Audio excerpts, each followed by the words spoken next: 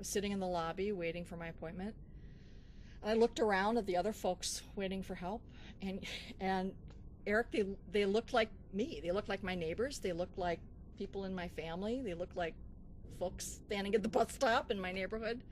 I was no different, no better, no worse than most of them.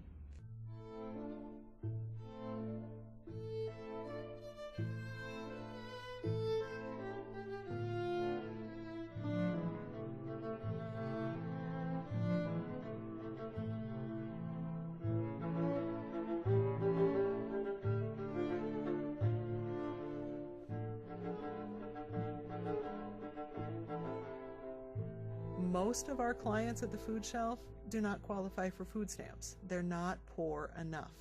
They're in that gap between making it on their own, for the work they perform, the pay they receive, and being poor enough to receive other government support.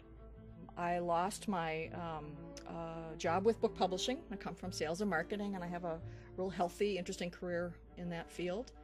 But like many industries, things change, and I was laid off from my job. I didn't think a whole lot about it at the time. I quickly put together 3 part-time jobs, which I thought would hold me over for a few months until I found another position in book publishing. Well, it didn't come as easily as I had hoped. So not only was I working 3 part-time jobs at part-time wages, I had no health insurance, and I was really struggling. Our food comes through a number of sources.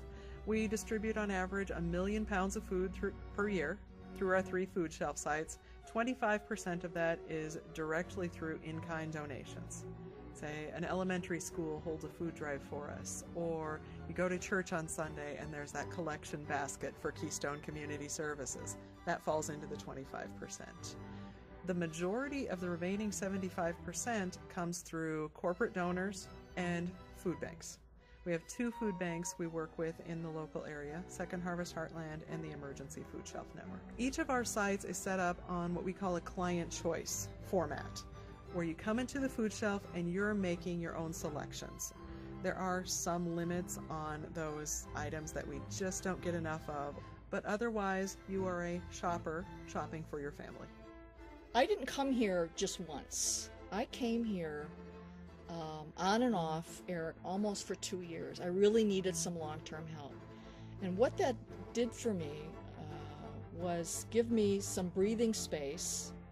What that did for me financially was give me some breathing space. So at the end of the month, I could pay a light bill, or I could, fill up my car with gas so I could drive to job interviews or the jobs that I was trying to sustain. Service needs are increasing. The needs in the community are increasing faster than we would expect them to. You can look back just 3-4 years and we served half as many people then as we do now. I mean, and food is like the basic. Food is pretty darn basic. And if you can't, if you're hungry, it's hard to apply for a job. It's hard to go to work for those people who are trying to maintain a job. Nobody wants to send their children to school hungry, of course. So it kind of starts there. And food is often referred to, I said this in my work with my other project addressing hunger issues. Food is the great unifier. Well, food is also the great divider. And it can go either way.